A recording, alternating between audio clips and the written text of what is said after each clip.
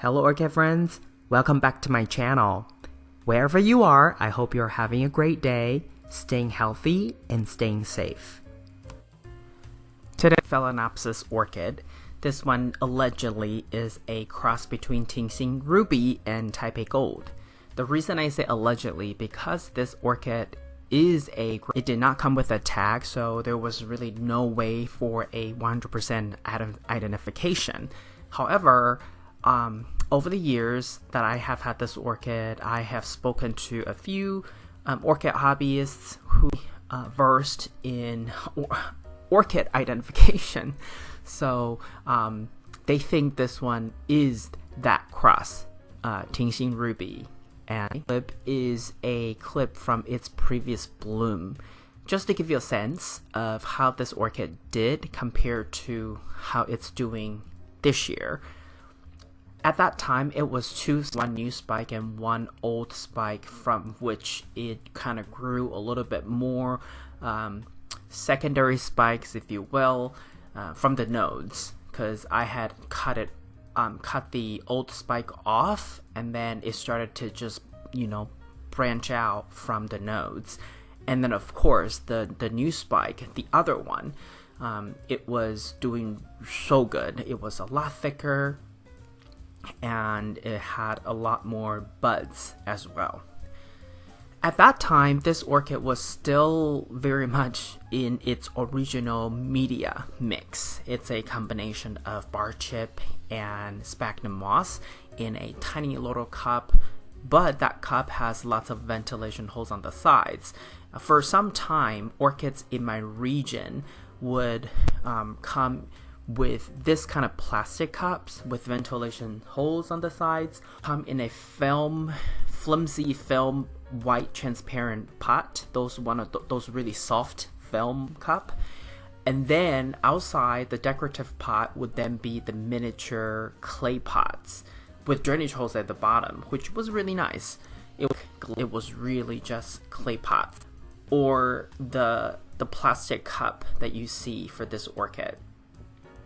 And typically for grocery store orchids or new orchids new to my home, I usually find them, and then I take 2 weeks to really observe whether just to see if these orchids would have pests or any kind of a root issue, because my habit is I don't repot my new orchids right away. Usually I actually wait for at least a year if I can wait for that long. Okay, so from here on, you're gonna see this orchid's progression, photos, and videos for this bloom cycle. Since last year, this orchid started to exhibit its ability to have branches. Previously, I guess the first few reblooms, it had always been just one spike with, lots of buds, but starting, I think 2 years ago, it started to have all these branchy capability, and I think that has to do with number one, nutrients, but then also number two, age. Maybe this orchid is now more mature, that it just, capability. And what I love about this orchid's flower is that when it's in buds, the buds are so green, that apple green, Granny Smith apple green. But when it's about to bloom, it started to become more yellow, and then the bloom itself is yellow with that dark, I want to say brown or burgundy color in the middle. So the color is so distinctive that I think this orchid is, even though it's a grocery store orchid, but it has a very special place in my heart. And the yellow part is not always just yellow. You may still see a little of, color, burgundy color in dots. Through in the yellow section. Sometimes you see a little bit more brown burgundy than yellow, but sometimes you see more yellow around the edge of the flower. This orchid unfortunately is not fragrant, but every time when it blooms, that it actually makes up the fact that it's not fragrant. It's just still festive. lots of bloom. And this orchid also is very vigorous in terms of giving secondary spikes from the nodes. Now, From you can see here, this bloom cycle, it is, container and media. Yes, after this bloom cycle, I really have to repot this orchid because I think the bark chip and sphagnum moss, essentially they're just getting old, and I do have some aerial roots too, so I really feel like I should just repot this orchid because I don't want to wait too long.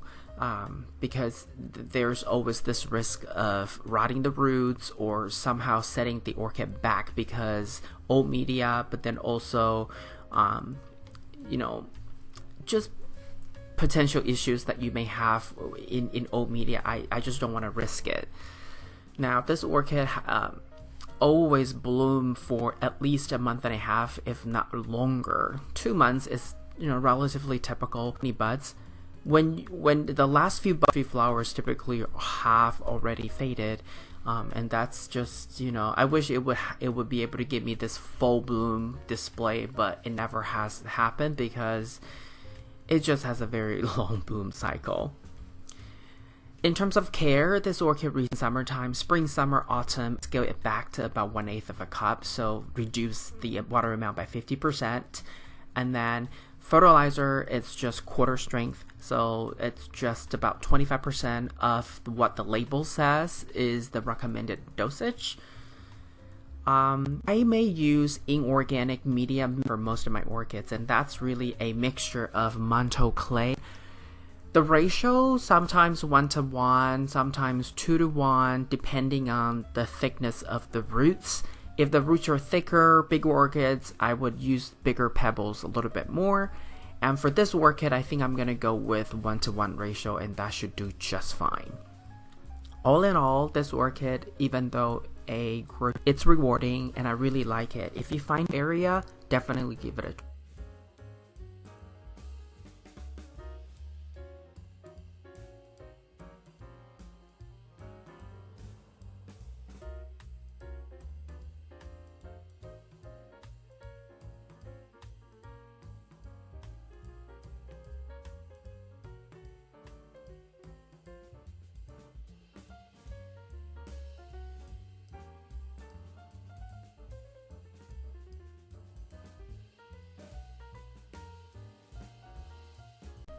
This orchid is easy to find. I've seen it many places. If you see it, give it a try. I think you'll like it.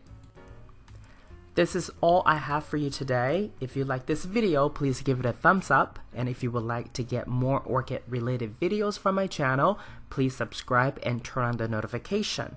I want to wish you happy growing, and I will talk to you in my next video. Ciao!